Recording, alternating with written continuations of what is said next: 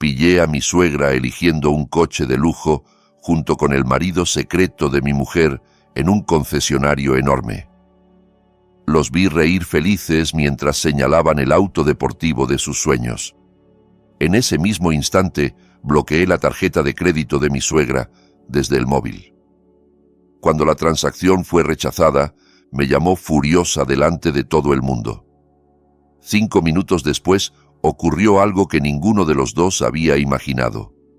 Pero antes de que la historia empiece de verdad, si estás escuchando esto en un canal, cuéntame en los comentarios desde qué ciudad nos ves y no olvides dejar tu like y suscribirte para que sigamos trayendo historias más intensas que esta. Camilo estaba sentado en silencio en la esquina de una cafetería en el segundo piso de un edificio de oficinas en una gran ciudad latinoamericana. Frente a él, una taza de té de jazmín se enfriaba sin que nadie la tocara. Miraba fijamente a través del ventanal que daba a una avenida atascada de coches, motos y autobuses, aunque en realidad no prestaba atención al tráfico. Sus ojos estaban clavados en un edificio majestuoso justo enfrente, el mayor concesionario de coches de lujo de la ciudad, donde alineaban con orgullo vehículos de cientos de miles de dólares.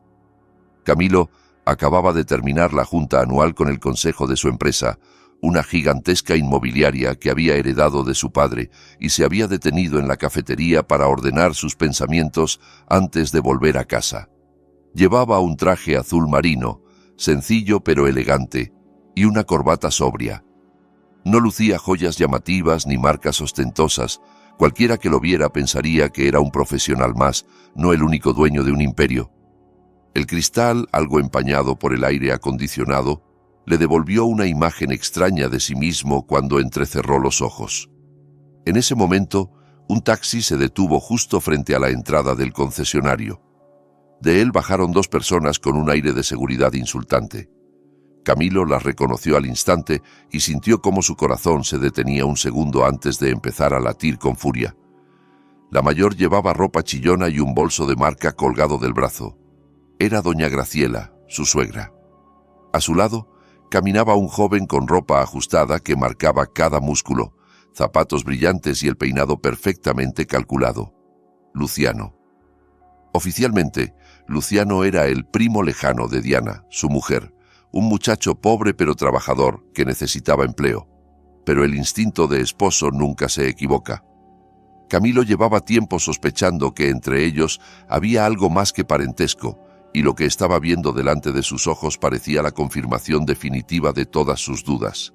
Camilo observó cómo doña Graciela reía a carcajadas, una risa que casi nunca veía cuando la tenía enfrente en casa. La mujer lo abrazaba a él, a Luciano, por los hombros con una ternura que jamás le había mostrado a su propio yerno. Luciano se pegaba a la suegra como si fuera el yerno favorito. Juntos cruzaron las puertas de vidrio del concesionario con pasos exagerados, como si fueran los dueños del lugar. Camilo se acomodó en la silla, sintiendo cómo la mezcla de curiosidad y dolor le impedía apartar la mirada. Cogió el móvil, abrió la cámara y amplió la imagen para ver con detalle lo que ocurría dentro. Las paredes de cristal del concesionario convertían la escena en algo casi teatral. Un vendedor con traje impecable salió a recibirlos. Doña Graciela señaló un sedán deportivo rojo intenso, colocado sobre una plataforma giratoria en el centro del salón, el modelo estrella de la marca. Camilo frunció los labios en una mueca amarga. Conocía muy bien ese coche. La tarde anterior había firmado la orden de compra para ese mismo modelo, como premio para uno de sus directores operativos que había superado objetivos anuales. El auto costaba cerca de $200,000. Vio a Luciano saltar de entusiasmo y abrazar a su suegra, dando pequeños brincos como si hubiera ganado la lotería. Los dos parecían creer que el mundo les pertenecía. Luciano sacó su móvil, claramente preparado para hacerse selfies con el coche de fondo, mientras doña Graciela hablaba con el vendedor con aires de millonaria vieja escuela. De pronto, el teléfono de Camilo vibró sobre la mesa durante varios segundos.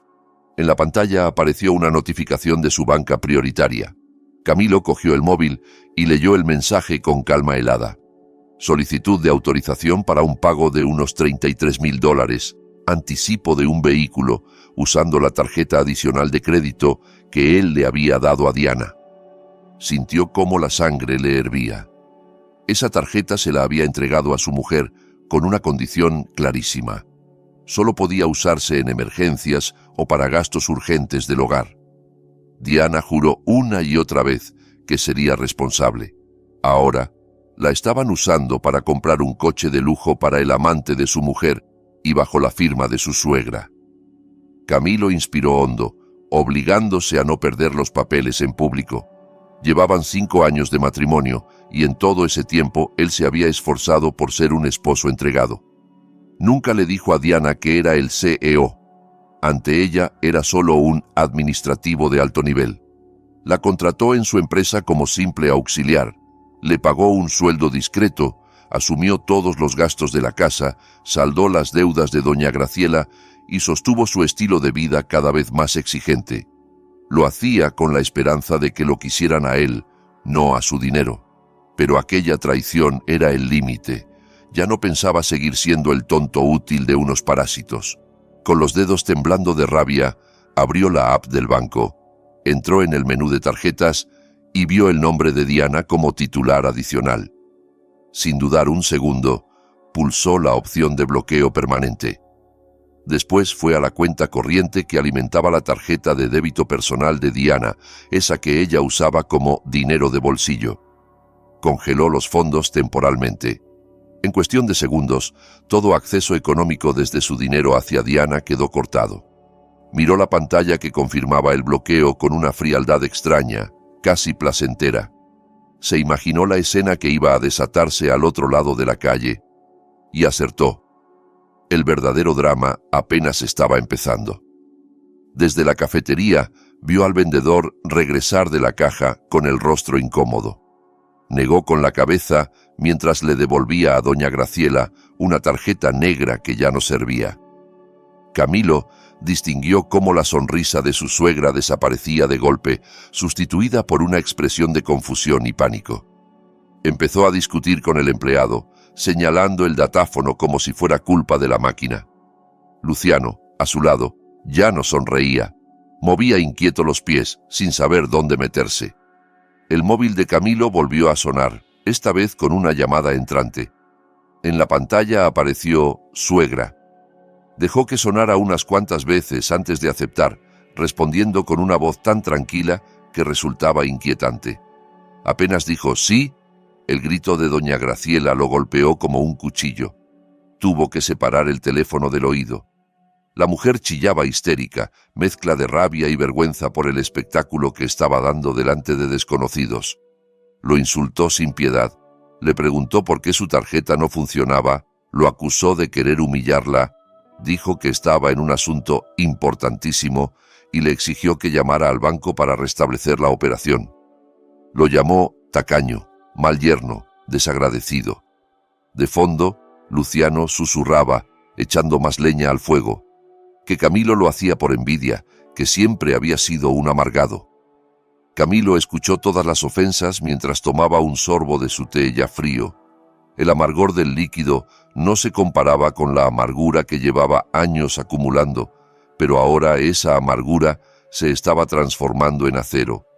Cuando por fin doña Graciela hizo una pausa para tomar aire, Camilo respondió con un tono plano y suave, más peligroso que cualquier grito.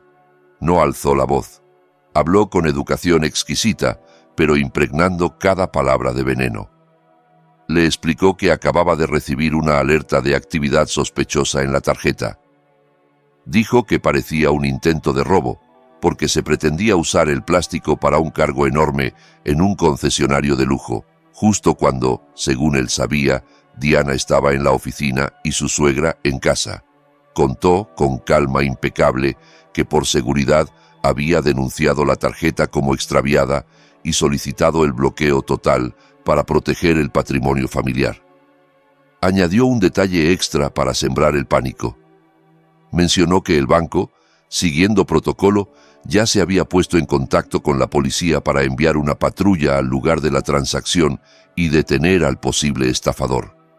Cuando pronunció la palabra policía, Al otro lado de la línea se hizo un silencio breve, seguido de un murmullo nervioso. Camilo remató con una frase que sonó a falsa oración. Pidió a Dios que su suegra no estuviera por casualidad en ese concesionario, porque la policía detendría a cualquiera que tuviera la tarjeta en las manos. Sin darle tiempo a reaccionar, cortó la llamada, dejó el teléfono sobre la mesa y volvió a mirar al otro lado de la calle. Lo que vio le dibujó una pequeña sonrisa. Doña Graciela y Luciano se habían quedado rígidos, pálidos como el papel.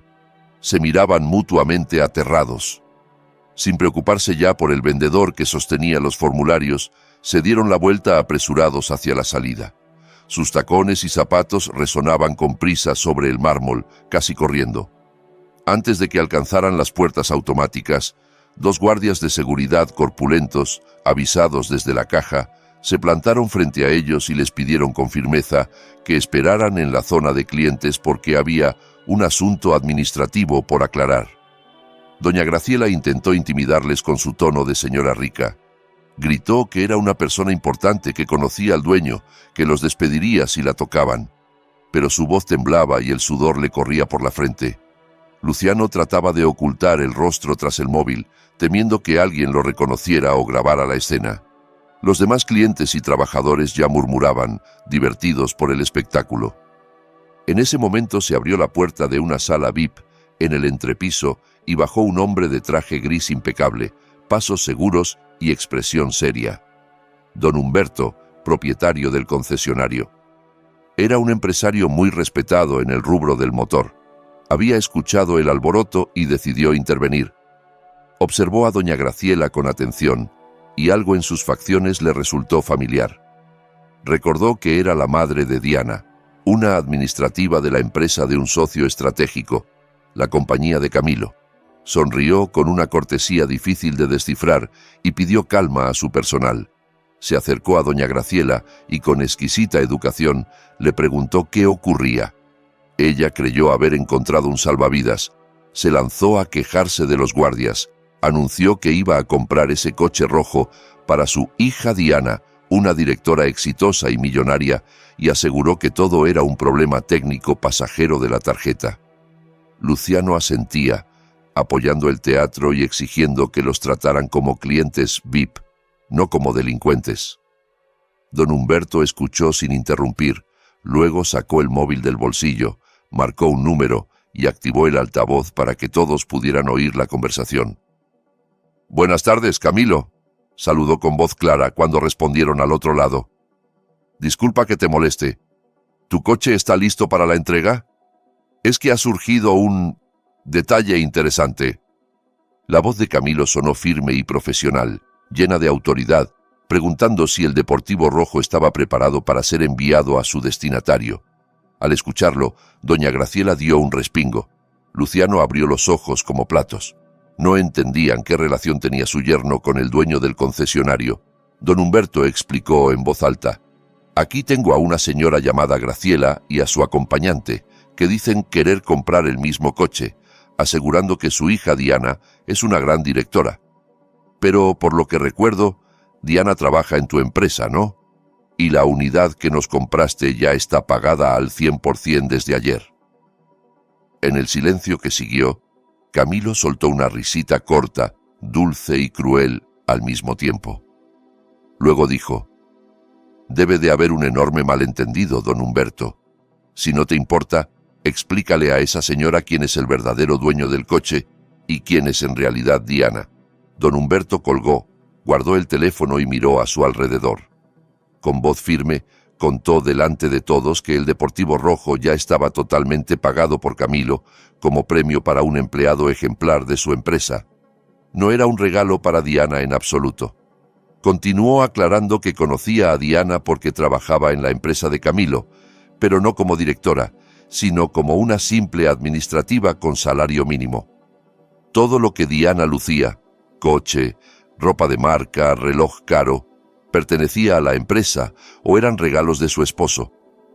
Incluso mencionó que la mujer tenía antecedentes de pedir préstamos en la caja de ahorro interna para cubrir caprichos personales. Luciano retrocedió unos pasos, lívido. Toda su fantasía de casarse con un magnate se desmoronaba frente a sus ojos. Doña Graciela negó con la cabeza, intentando desmentirlo, acusando a Camilo y a don Humberto de confabularse para humillar a su pobre hija. Pero la paciencia del empresario se agotó. Ordenó formalmente que, dada la sospecha de uso fraudulento de una tarjeta corporativa denunciada, debían permanecer en la sala de espera hasta que llegara la policía para aclarar el incidente. Las piernas de doña Graciela flaquearon. Se desplomó sobre una silla, sudando y temblando. Camilo, desde la cafetería, lo vio todo.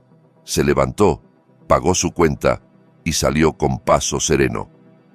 La primera fase de su venganza estaba cumplida. Ahora le tocaba a Diana.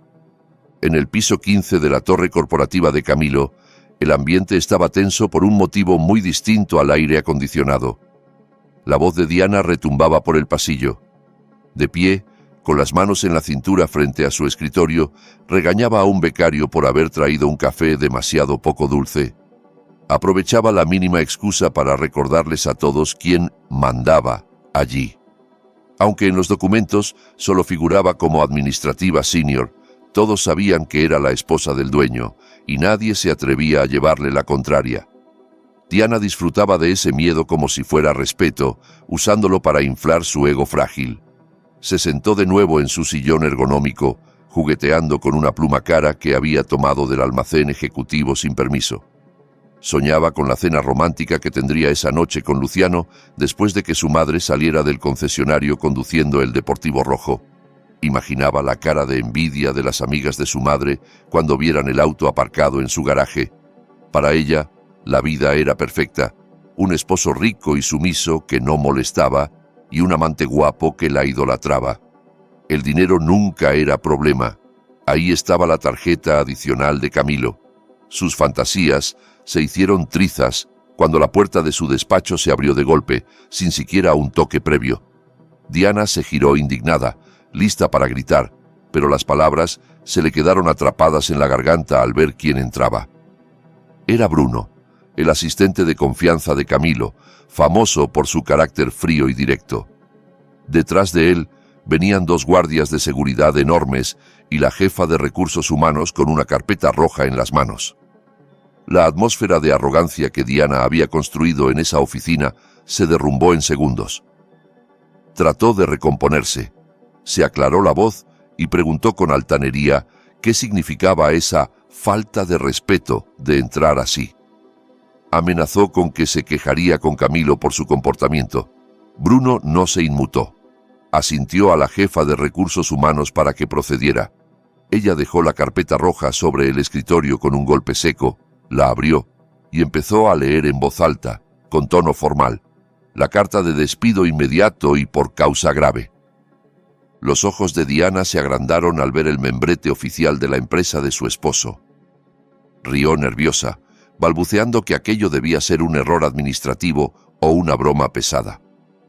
Repetía que ella era la esposa del dueño, que nadie podía despedirla. Entonces Bruno habló por primera vez con voz plana, anunciando que Camilo había firmado digitalmente ese despido hacía apenas 5 minutos. A continuación, sacó de su maletín varios documentos que arrojó sobre la mesa. Eran pruebas detalladas de 2 años de desvío de fondos, facturas falsas de papelería, viáticos inventados, supuestos gastos de clientes que en realidad eran viajes secretos con Luciano y compras para su madre. El total superaba los $330,000. Diana se quedó sin palabras. Nunca imaginó que Camilo, el esposo dulce que fingía no enterarse de nada, guardaba silenciosamente cada evidencia, esperando el momento exacto para dejar caer el martillo. Sin darle tiempo a reaccionar, Bruno ordenó a los guardias que recogieran inmediatamente todos los bienes de la empresa en poder de Diana. El proceso fue humillante y rápido. Los guardias le quitaron el portátil último modelo, el teléfono corporativo, las llaves del coche que siempre presumía como si fuera suyo. Diana intentó resistirse, pero sus fuerzas no se comparaban con las de ellos. En cuestión de minutos, estaba de pie con las manos vacías, mientras un empleado le daba una caja de cartón usada para que guardara sus pocas pertenencias personales. Un marco con su propia foto, un paquete de cigarrillos, una chaqueta de cuero. Bruno le dio 5 minutos para vaciar su escritorio. Fuera, varios compañeros se habían reunido tras el cristal, observando, cuchicheando, algunos apenas conteniendo la risa. Los mismos que antes temblaban ante sus gritos ahora la miraban con burla y lástima. Cuando terminó, los guardias la escoltaron por el pasillo hasta la salida, como si fuera una delincuente descubierta. La obligaron a cruzar el vestíbulo principal abarrotado, cargando su caja. Nadie la saludó, nadie le abrió la puerta. Al llegar al acceso principal, le retiraron la tarjeta magnética y la rompieron en 2 delante de ella, arrojando los pedazos a la basura. Diana quedó plantada en la acera caliente con una caja entre los brazos, sin coche, sin trabajo y con el corazón desbocado. Rebuscó en el bolsillo y encontró por lo menos su móvil personal. Intentó llamar una y otra vez a Camilo, pero descubrió que él la había bloqueado.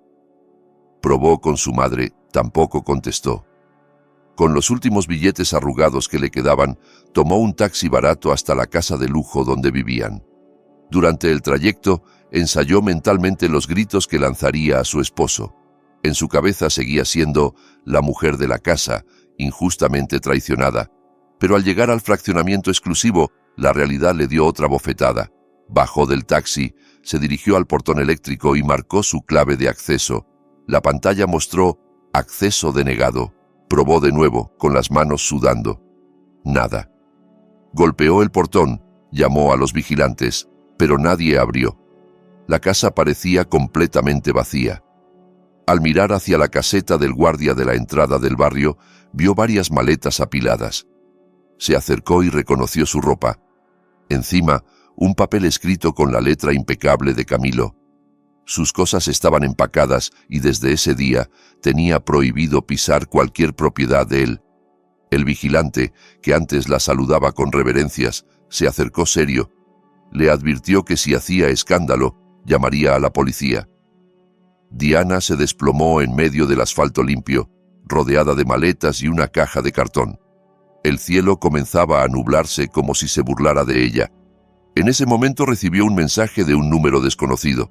Su madre y Luciano estaban detenidos en la comisaría por intento de fraude. El mundo de Diana se hundió. El olor a humedad y cigarrillo barato impregnaba la sala de espera de la comisaría cuando llegó arrastrando su maleta. Encontró a doña Graciela encogida en un banco de madera, con el maquillaje corrido por el llanto y el peinado destrozado. A su lado, Luciano estaba con los brazos cruzados, mandíbula apretada y mirada llena de rencor. Al verla, su madre se abalanzó sobre ella entre sollozos, quejándose de lo cruel que había sido todo el mundo en el concesionario, de lo malvado que era Camilo por bloquearle la tarjeta y dejarla en ridículo. Esperaba que Diana llegara como salvadora, con un abogado caro, o al menos con suficiente dinero para pagar fianza.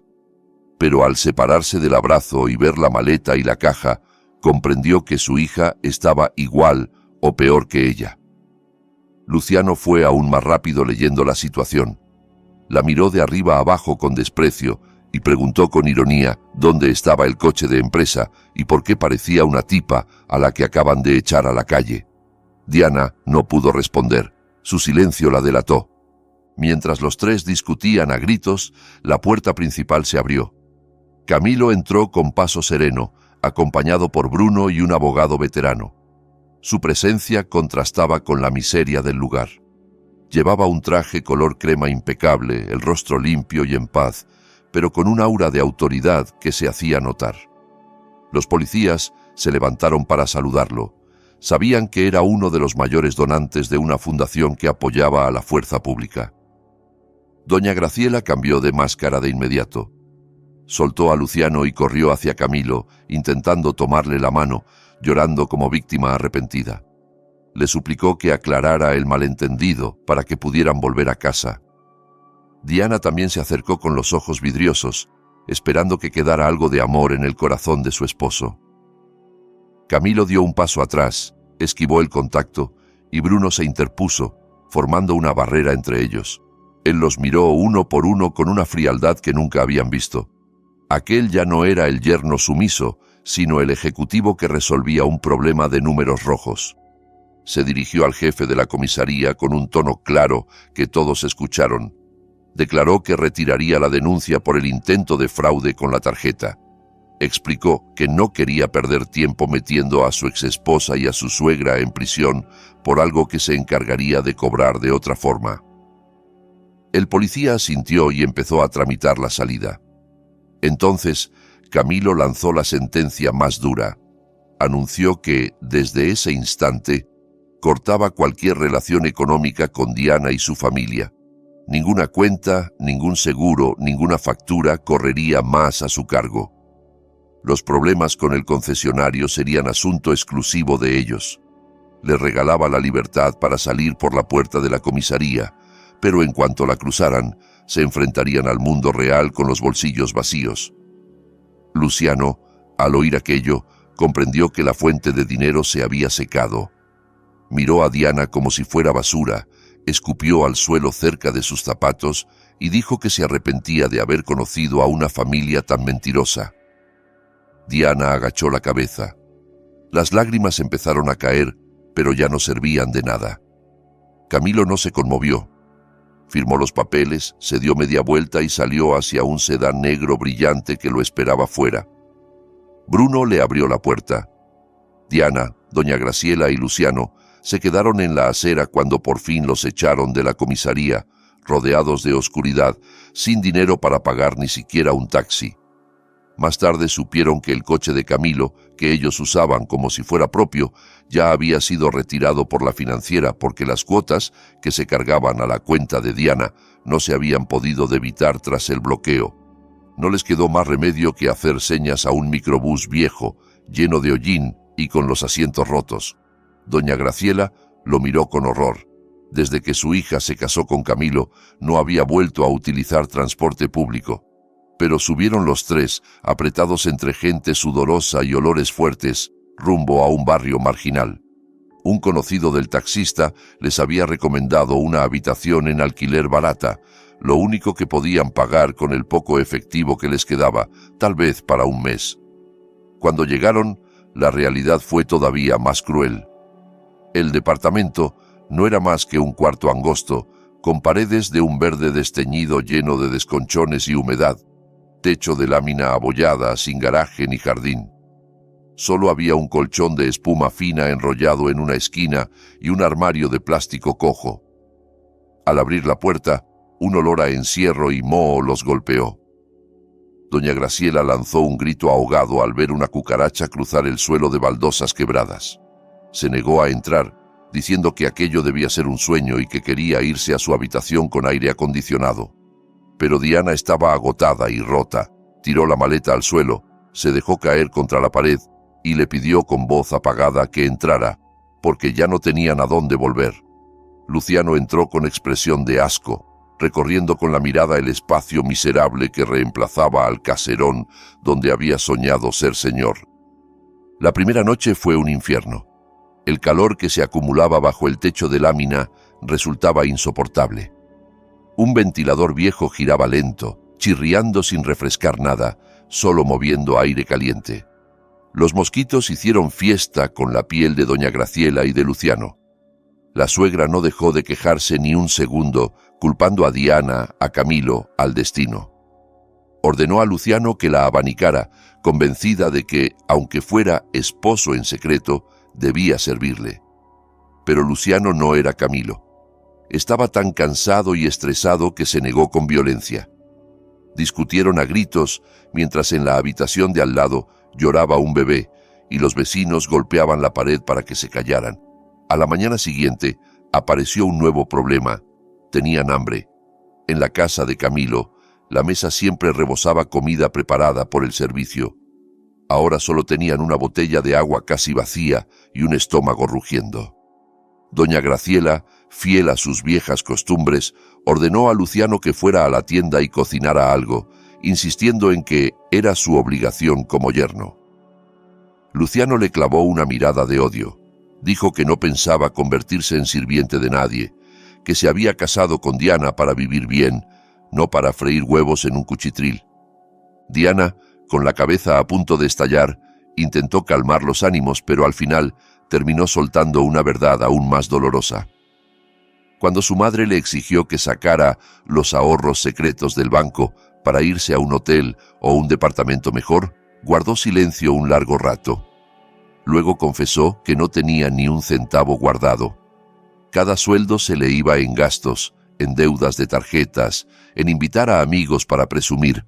Peor aún, admitió que la poca indemnización y bonos que había recibido los había metido en una inversión milagrosa recomendada por un grupo de amigas snob, esperando multiplicar el dinero para no depender de Camilo.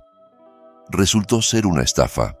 El dinero se evaporó y ella quedó endeudada con varias personas.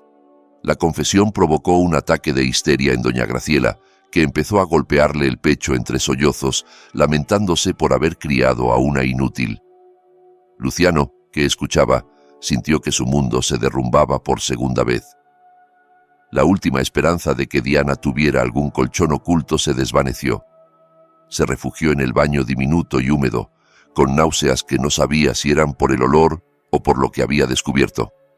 En aquel baño oscuro, bajo una bombilla amarillenta, Luciano sacó de su bolsillo un test de embarazo que había comprado en una farmacia antes de la escena del concesionario. Miró las 2 rayas rojas, tenues pero claras. El resultado no dejaba dudas. Diana estaba embarazada de él. En teoría, era una noticia que debería haberlo llenado de ilusión, pero en esa realidad se sentía como una cadena.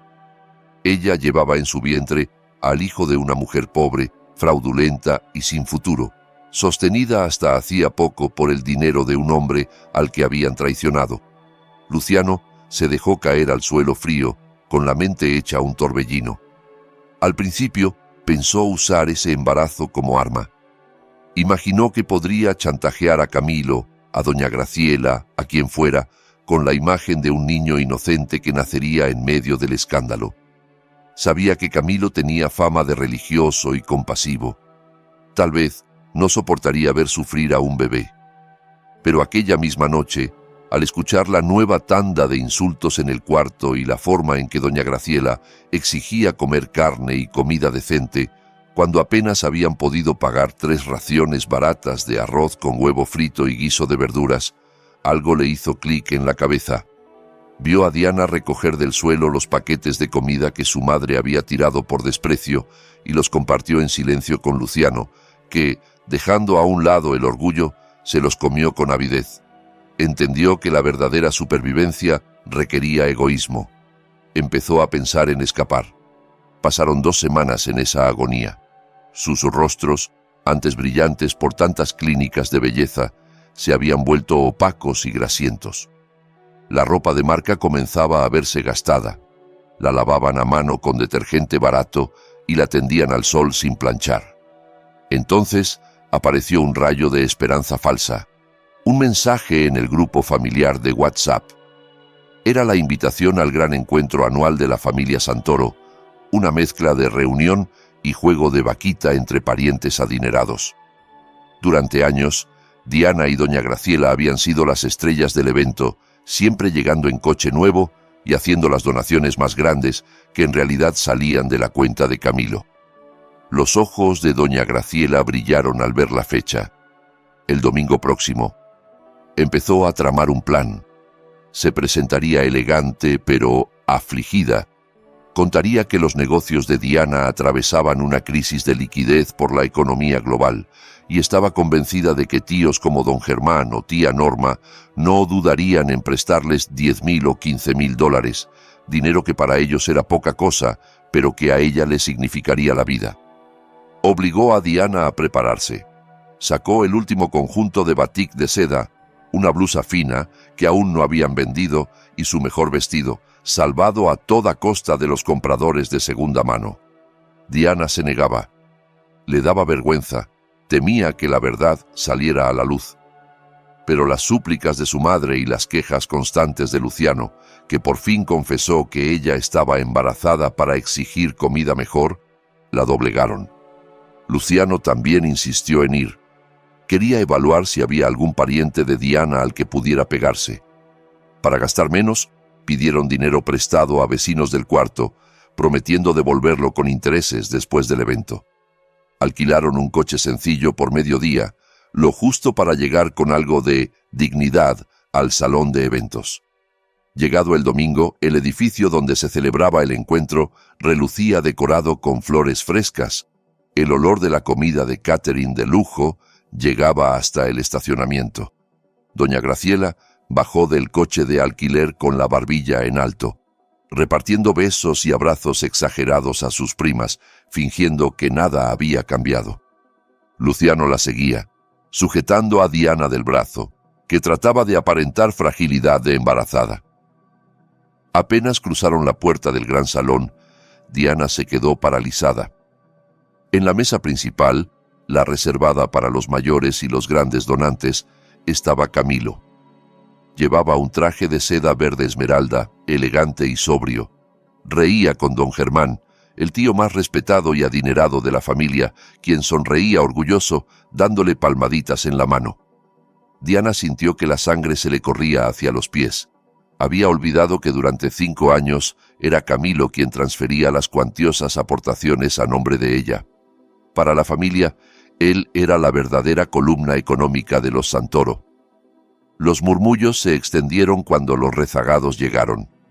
Camilo giró la cabeza y sus ojos se encontraron con los de Diana. No había ira en esa mirada, solo una calma profunda que daba miedo. Esbozó una sonrisa casi imperceptible que hizo que a ella se le erizara la piel. Doña Graciela, sin captar el peligro, se dirigió con decisión hacia la mesa de don Germán, convencida de que Camilo no se atrevería a hacer un escándalo allí. Se preparaba para su actuación de madre injustamente tratada, cuando su hermano la detuvo levantando la mano. «¿A qué vienes aquí, Graciela?», preguntó con voz grave que resonó por el salón. «¿Y quién es el hombre que trae tu hija?». Doña Graciela tartamudeó, intentó presentar a Diana y a Luciano con su habitual inventiva, pero antes de terminar, Bruno apareció detrás de don Germán con una tableta en la mano, conectada a la pantalla gigante del escenario. Saludó con respeto y pulsó un botón. De pronto, en la pantalla se proyectaron fotos de la boda secreta de Diana y Luciano, celebrada en una ceremonia humilde, con fecha de hacía 1 año, justo cuando Camilo pasó noches en vela en el hospital, acompañando a su padre agonizante. Se oyeron exclamaciones ahogadas por todo el salón. El siguiente conjunto de diapositivas mostró documentos: la carta de despido por fraude, las pruebas de desvío de fondos, recibos de apuestas en línea, transferencias hechas desde la cuenta de Camilo para cubrir deudas. Don Germán se levantó, el rostro enrojecido de rabia. Señaló a Diana con el dedo tembloroso y tronó: «Así que esta es tu vida a espaldas de tu esposo honrado. Te comiste su dinero, lo traicionaste cuando su padre estaba muriendo, y ahora tienes la desfachatez de presentarte aquí embarazada del hombre con el que lo traicionaste, en una reunión familiar». Los familiares se sumaron a los reproches. Tía Norma, que siempre había sido suave, tiró su servilleta hacia doña Graciela y le gritó que cerrara la boca cuando intentó culpar a Camilo, recordándole que fue Camilo quien pagó sus operaciones y las deudas de su difunto marido. Don Germán pronunció la sentencia definitiva. Ordenó que borraran a Diana y a doña Graciela del árbol genealógico de la familia Santoro, declarando que no tolerarían estafadoras ni traidoras. Miró a Luciano con desdén y le dijo que se largara con ese embarazo mal habido antes de llamar a seguridad para sacarlos. En medio de los gritos, personal del salón tomó a Diana, a su madre y a Luciano y los fue arrastrando hacia la salida. Diana, entre empujones, miró una última vez hacia atrás y vio a Camilo, tranquilo, conversando con un niño que le entregaba una flor. Sonreía, libre. La puerta del salón se cerró de golpe ante su cara. Afuera, en el estacionamiento, se quedaron temblando, no por frío, sino por la vergüenza. Para colmo, no tenían cómo pagar la gasolina del coche alquilado ni la diferencia por horas extra. El dueño del vehículo les quitó el documento de identidad a Diana como garantía y les dio 3 días para pagar, amenazando con difundir el escándalo si no lo hacían. Regresaron caminando kilómetros hasta el cuarto de alquiler, exhaustos y rotos. Esa noche, el calor en el cuarto se mezcló con la tensión hasta hacerlo irrespirable. No hubo consuelo ni palabras de ánimo, solo portazos, objetos lanzados y llanto. Doña Graciela se tumbó en el colchón mugriento, gritando que ahora toda la familia se reiría de ella. Culparon a Diana una vez más, llamándola inútil y mala hija. Diana, sin fuerzas, se encogió en un rincón, tapándose los oídos. Cuando por fin se durmieron a base de cansancio y hambre, quedó una persona despierta, Luciano. Miraba el techo de lámina, con la mente acelerada. Recordó que esa mañana había visto a doña Graciela esconder algo en el interior de la funda de la almohada, un pequeño paquete de tela que guardaba como tesoro. Era el último collar de oro verdadero que le quedaba, con un dije de piedra verde, valorado en quizá $400 o $700 en el mercado negro, su seguro para una enfermedad grave. El demonio del oportunismo susurró con fuerza en el oído de Luciano. Se preguntó por qué debía hundirse con ellos. Era joven, seguía siendo atractivo. Podía empezar de cero en otra ciudad con ese dinero. Con la agilidad de un gato, se levantó del colchón, vigilando la respiración pesada de los otros dos. Deslizó la mano bajo la almohada de doña Graciela, que se giró un poco, pero siguió roncando. Luciano encontró el paquetito de tela, lo sacó despacio. Bajo el pálido reflejo de la luz que se colaba por la ventana alta, vio brillar el oro. Lo guardó en su bolso, luego metió en una bolsa algunas de sus mejores prendas. No podía llevar demasiado para no levantar sospechas si algún vecino lo veía salir. Antes de irse, arrancó un pedazo de papel de un envoltorio de comida, cogió un lápiz de cejas y escribió una nota breve. La dejó al lado de la cabeza de Diana, que dormía con la boca entreabierta. La miró por última vez con una mezcla de desprecio y alivio. Para él, Diana había sido solo un trampolín roto. Abrió la puerta lentamente. Las bisagras chirriaron, pero nadie despertó. Salió al pasillo, respiró el aire fresco y húmedo de la madrugada y caminó sin mirar atrás hacia la terminal de autobuses que funcionaba toda la noche. Pensaba vender el collar en el primer lugar donde nadie preguntara mucho, desentenderse por completo del embarazo de Diana y buscar otra persona con dinero a la que enganchar, jurándose que jamás volvería a ser pobre. La luz del amanecer se coló por las rendijas de las tablas, despertando a doña Graciela de un sueño intranquilo. Notó el cuello rígido, estiró la mano automáticamente bajo la almohada y no encontró nada. Se incorporó de golpe, registró el colchón, el suelo, la funda de la almohada. El paquete con el collar había desaparecido. Un grito rasgó el silencio del barrio. Empezó a llamar a Diana a berridos, acusando a un ladrón imaginario de haberse metido de noche. La golpeó con un cojín hasta que abrió los ojos, confundida y de mal humor. Mientras se quejaba, Diana vio el trozo de papel en el suelo, al lado de ella. Lo recogió y lo leyó. Sintió que la sangre le abandonaba el cuerpo. En la nota, Luciano decía que se iba, que no pensaba seguir viviendo en la miseria con ella y su madre, loca por el dinero, que se llevaba el collar como compensación por el tiempo desperdiciado, y que no pensaba hacerse cargo del hijo que ella llevaba dentro, que hiciera con él lo que quisiera, incluso abortarlo, porque no quería un hijo de una fracasada.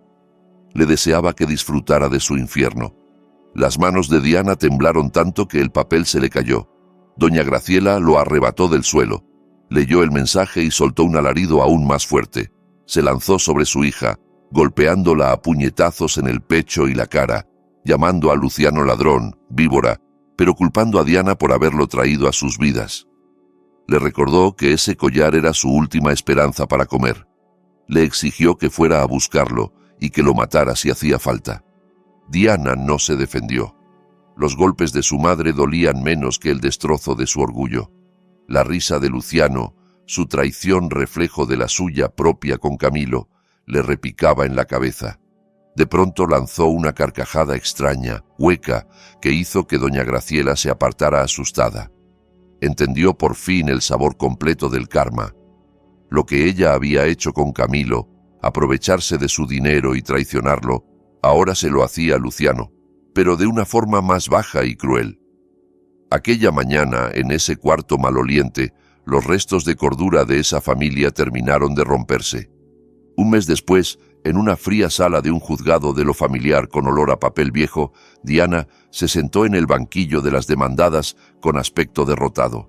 Llevaba una blusa blanca amarillenta en el cuello, demasiado grande para su cuerpo adelgazado. El cabello, antes siempre engominado y arreglado, colgaba grasiento y descuidado. No había podido contratar abogado. Los servicios gratuitos habían rechazado su causa por la carga de acusaciones económicas. Al otro lado, Camilo estaba erguido como una estatua, acompañado de un equipo de abogados impecablemente vestidos. Llevaba un conjunto gris claro, discreto pero elegante. Su rostro estaba sereno, miraba a Diana como si fuera una desconocida más. Detrás de él, Bruno sostenía un montón de carpetas tan gruesas como enciclopedias.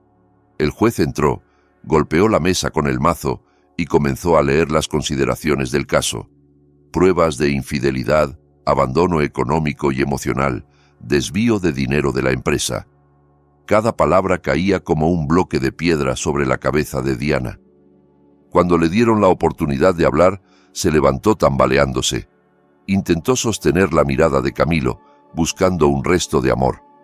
Con voz ronca, admitió que había fallado, que se había dejado embaucar por otro hombre que aún amaba a Camilo y que estaba dispuesta a cambiar, a trabajar en cualquier puesto, incluso de limpiadora en su empresa, con tal de no perderlo. Suplicó al juez y a su esposo que recordaran los momentos felices del inicio del matrimonio. Lloró de manera dramática, convencida de que las lágrimas podrían ablandarlo como otras veces. Pero Camilo ni siquiera pestañeó. Dio un leve gesto a su abogado, que se levantó y pidió al juez que no se dejara manipular por discursos emotivos. Los hechos eran claros, dijo, y su cliente había tomado una decisión firme. El juez asintió. Declaró el divorcio, otorgando a Camilo la separación total de bienes. Confirmó que todo el patrimonio provenía del esfuerzo de él y que Diana no había aportado nada económicamente. La sentencia incluyó un punto aún más devastador para Diana. En una demanda civil paralela, el juez le ordenó devolver los más de $330,000 que había sustraído de la empresa de Camilo. Si no pagaba, se ejecutaría la garantía. Un terreno con casa en el pueblo de Santa Esperanza, la vieja vivienda heredada de su abuelo, que Diana había llegado a empeñar con un usurero para apostar. Camilo, movido entonces por una compasión que ahora le parecía ingenua, había rescatado esa propiedad pagando la deuda. Lo hizo en realidad para tener el control del único bien que quedaba. Ahora, por orden judicial, esa casa se subastaría para cubrir parte del agujero que ella había causado. Con el último golpe del mazo, el juez cerró el caso. El vínculo legal entre ellos quedó roto. Camilo se levantó, estrechó la mano de sus abogados con una pequeña sonrisa de alivio y se dirigió a la salida. Diana corrió tras él, casi tropezando. En el pasillo, doña Graciela lo esperaba sentada en una banca, incapaz de entrar a la sala. Al ver a su exyerno salir, se lanzó al suelo agarrándole los pies entre lágrimas. Era un cuadro patético. La mujer que antes despreciaba la sencillez de Camilo ahora se arrastraba por el piso marmoleado del tribunal, con la ropa vieja y el rostro hinchado por el llanto. Imploró que no les quitara la casa del pueblo, que era lo único que les quedaba para envejecer, que pensara en ella como una anciana enferma, que apelara a su fe, que un hombre bueno no podía dejar a su exsuegra en la calle. Diana se arrodilló al lado de su madre tratando de agarrar el borde del pantalón de Camilo, ofreciéndose a que la mataran, pero que dejaran el inmueble. Camilo se detuvo y los miró desde arriba. Vio no solo a las dos mendigando, sino las escenas del pasado, los insultos a su difunto padre, Las veces que Diana lo dejó solo mientras él lloraba después de un aborto espontáneo que habían sufrido, las burlas de ambas a su forma de vestir sencilla. Su corazón se había endurecido con cada herida. Hizo una seña a Bruno, que apartó con cuidado las manos de ellas. Camilo se inclinó ligeramente hacia doña Graciela para que solo ella lo oyera con claridad. ¿Se acuerda del coche rojo de lujo que señalaba en el concesionario aquel día, el que decía que era su sueño? Susurró. Lo compré. Y ahora lo uso exclusivamente para llevar a pasear a los perros y gatos rescatados del refugio que financio. Créame, la comodidad de esos animales abandonados vale mucho más que sus lágrimas y las de Diana.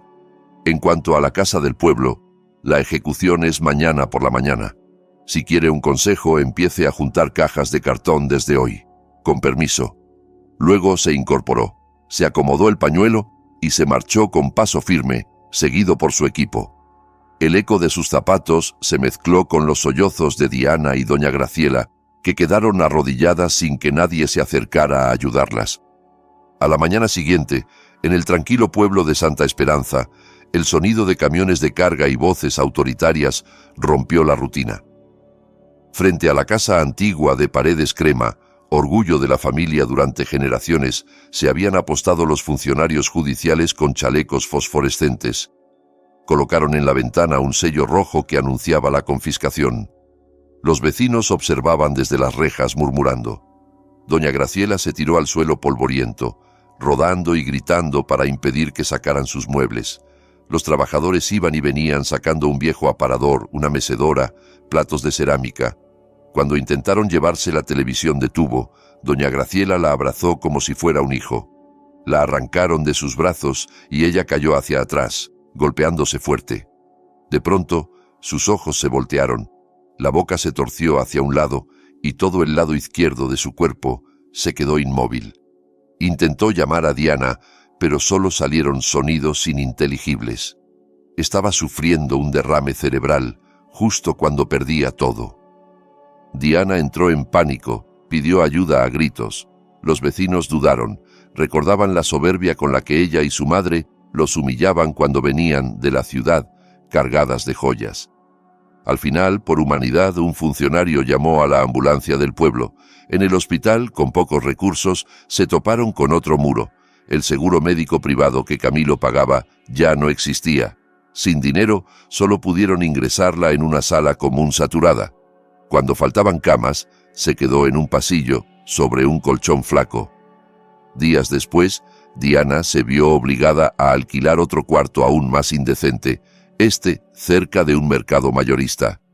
El suelo era de tierra apisonada, las paredes de madera reciclada, el techo goteaba cuando llovía y el olor a pescado podrido y basura del mercado se colaba a todas horas.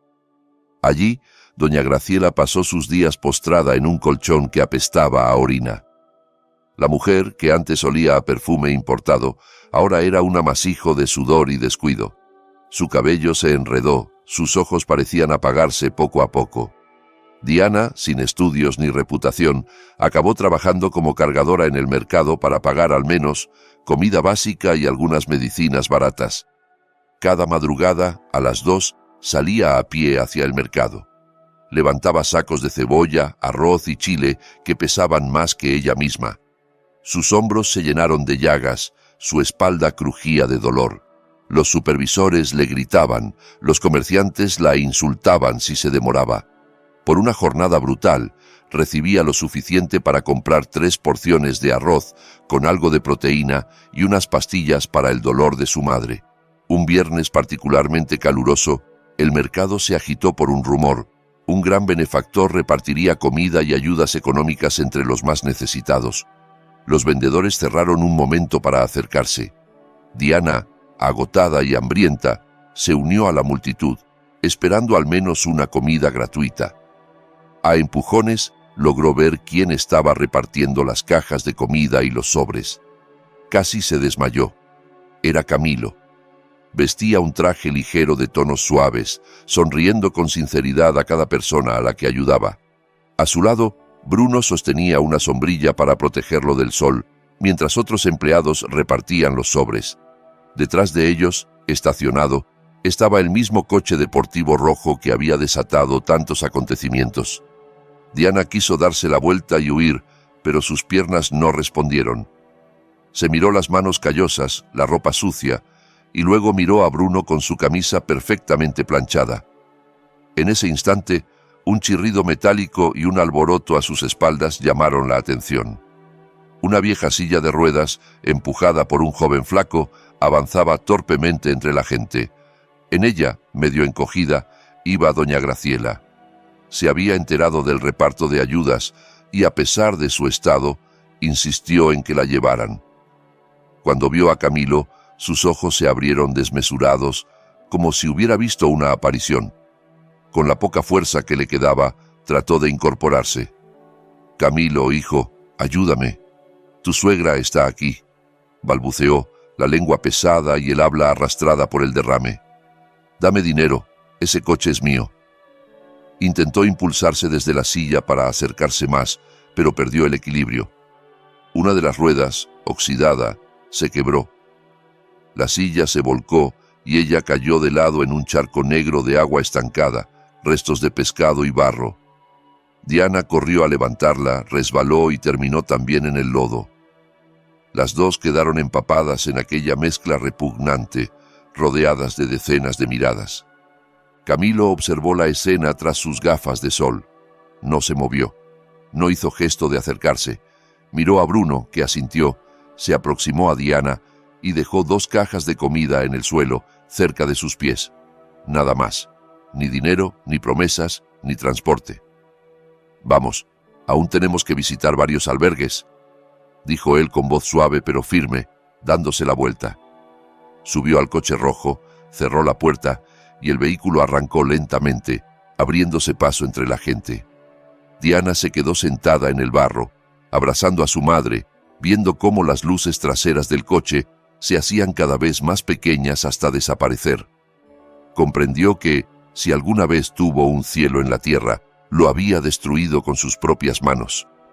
1 año pasó desde aquel día en el mercado. La vida no se detuvo. Camilo siguió trabajando con disciplina y corazón. En el salón de un hotel de 5 estrellas, iluminado por candelabros de cristal, pronunció un discurso para inaugurar su mayor proyecto benéfico, la Fundación Padre, un complejo moderno que combinaba orfanato y centro de formación laboral gratuita para jóvenes sin recursos, en honor a su difunto padre. Vestía un traje elegante pero sencillo, con una luz interior distinta. Se veía más joven, más libre. Llevaba en la mano derecha un anillo de diamante, no de compromiso con nadie más, sino consigo mismo, símbolo de que había sobrevivido a la tormenta y se pertenecía, por fin, a él. Los invitados, empresarios, autoridades, voluntarios, aplaudieron emocionados mientras cortaba el listón. En otro lado de la ciudad, los destinos de quienes lo traicionaron habían seguido el curso implacable del karma. En una prisión para hombres, rodeada de muros altos y rejas oxidadas, Luciano se acurrucaba en un rincón húmedo de su celda. Su rostro, antes cuidadosamente arreglado, estaba marcado por moretones y pequeñas cicatrices. Llevaba el pelo recogido en un moño desordenado, la mirada siempre alerta, temiendo el siguiente ataque. Había sido detenido medio año antes, en otra ciudad, intentando robar las joyas de su jefa. Las cámaras de seguridad lo delataron. Supo por chismes que el embarazo de Diana, que en su momento creyó arma de negociación, se había perdido por el estrés y la mala alimentación durante su huida. La justicia lo condenó a varios años. Dentro de la cárcel, los presos más antiguos lo usaban como sirviente, obligándolo a limpiar baños y masajear pies a cambio de un pedazo adicional de pan. No quedaba rastro del hombre que soñaba con ser señor de directora. Diana tampoco escapó. Acabó en un penal femenino sobrepoblado, famoso por su dureza. Varias de las personas a las que arrastró a la estafa de inversión la denunciaron. Como no pudo devolver lo que les debía, la sentenciaron a años de prisión y a una reparación económica imposible de cumplir. En la celda donde dormían 20 mujeres, Su rincón estaba junto al hueco que servía de retrete. Era la categoría más baja. Tosía de manera crónica. El médico penitenciario sospechaba tuberculosis, agravada por el hacinamiento y la mala alimentación. Por las noches, cuando el ruido disminuía, Diana se quedaba mirando el techo agrietado. En su mente aparecían una y otra vez imágenes de la cama cómoda que tuvo en casa de Camilo, su sonrisa ofreciéndole una taza de café, la paciencia con la que la escuchaba decir tonterías. Se daba cuenta, demasiado tarde, de que había cambiado un diamante por un puñado de piedras, y doña Graciela, el karma la llevó al lugar más silencioso de todos. Después de que Diana fue detenida, los vecinos, incapaces de soportar más el olor y los gritos de la anciana abandonada en el cuartucho del mercado, llamaron a los servicios sociales. La llevaron a un asilo público para ancianos sin familia. Allí compartía una gran sala con muchas otras personas mayores olvidadas. Su condición empeoró. El derrame cerebral le había dejado secuelas, el habla arrastrada, la memoria fragmentada. Sentada en una silla de ruedas desvencijada en el corredor, pasaba las tardes mirando la reja principal, como si esperara a alguien que nunca llegaba. Los cuidadores ya se sabían de memoria las pocas palabras que repetía una y otra vez. Camilo, coche rojo, dinero, Camilo, coche rojo. Nadie de su familia la visitaba.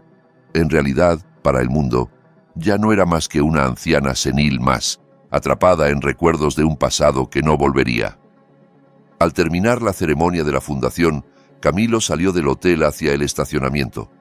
El sol de la tarde pintaba el cielo de tonos naranja. Bruno, como siempre, le abrió la puerta del mismo coche deportivo rojo. Sí, al final decidió no usarlo solo para los animales rescatados, sino también como un trofeo personal, un recordatorio de lo que había superado. Se acomodó al volante y encendió el motor, que rugió con suavidad. Condujo por calles que conocía bien, hasta acercarse al asilo donde vivía su ex-suegra. No era casualidad, había elegido esa ruta a propósito. Al pasar frente a la reja, redujo la velocidad. A través de las barras, alcanzó a ver la silueta diminuta de una mujer en silla de ruedas, mirando hacia la calle con ojos perdidos. Durante un instante, sus miradas casi se encontraron. Camilo no sintió odio. La venganza ya no era un fuego vivo, era ceniza. Sabía que la vida misma se había encargado de ajustar cuentas. Abrió la guantera y sacó una fotografía vieja, su boda con Diana, 5 años atrás. En la imagen, ambos sonreían ingenuos, creyendo en un futuro que nunca llegó. Camilo miró la foto unos segundos. Luego empezó a romperla en trozos pequeños. Bajó un poco la ventanilla. El viento de la tarde entró y jugueteó con los pedazos. Los dejó volar fuera. Los fragmentos de la cara de Diana y de su propio traje blanco se dispersaron sobre el asfalto, siendo aplastados por las ruedas de los coches que pasaban, incluido el suyo. «Adiós, pasado», murmuró con una sonrisa amplia, pisando el acelerador.